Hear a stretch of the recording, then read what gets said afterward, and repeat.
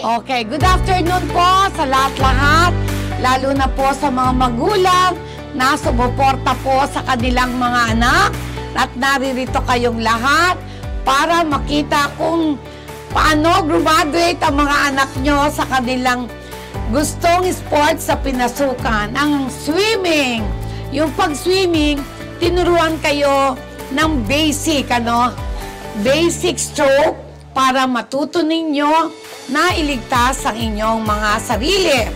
Pero hindi pwede na sabihin na porket marunong na kayong lumangoy, pupunta kayong mag-isa sa dagat. Dapat laging kasama si Mamsi at saka si Daddy.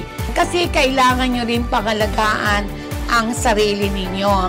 At kung gusto nyo pa na matuto, na mag-swimming, nandyan ang ating mga coach at trainer. Kahit tapos na yung 10 days ninyo, pwede nyo pa rin ituloy ang pag-aaral ng swimming.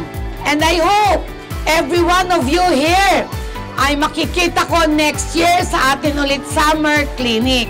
Sa inyo lahat, magandang hapon and God bless you all.